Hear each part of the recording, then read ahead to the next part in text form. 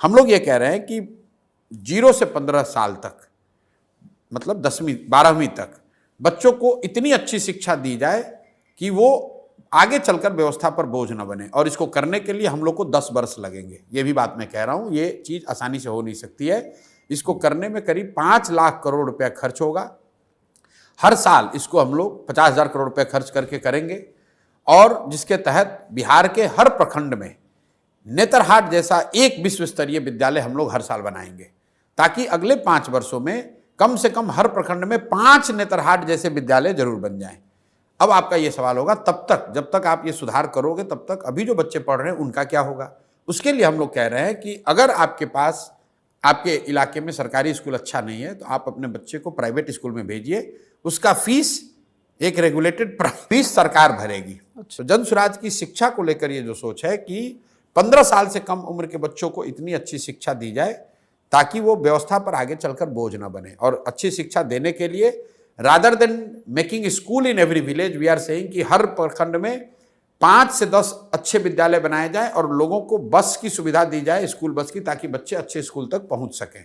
और जब तक ये व्यवस्था को बनाने में जो 5 साल समय लगे, 10 साल, तब तक लोगों को प्राइवेट स्कूल में पढ़ने का ऑप्शन दिया जाए। दूसरी बात जो हम लोग कह रहे हैं रोजगार की, 15 साल से 50 साल की उम्र के लोगों को अब वापस आप पढ़ाकर डॉक्टर इंजीनियर नहीं बना सकते। उनके हाथ में स्वरोजगार के लिए पूंजी दिया जाए। 3 बातें जो हम लोग कह रहे हैं, रोजगार कैसे आएगा। पहला बात हम लोग कह रहे हैं कि उसको पूंजी दिया जाए। बिहार में पूंजी की बहुत कमी है। पूंजी की कमी इसलिए है कि हर साल बिहार से करीब करीब 2 से 2.5 लाख करोड़ रुपया बैंक ट्रांसफर कर रहे हैं दूसरे जगह। ये बिहार का पैसा है। बिहार का अगर सीडी रेशियो आप देखेंगे तो यहाँ देश के सीडी रेशियो 70 है, यहाँ पर 40 है। उसका मतलब यह है कि बिहार के लोग जो पैसा बिहार में जमा करते हैं, बैंक वो पैसा बिहार में इन्वेस्ट न करके बिहार के बाहर करते हैं।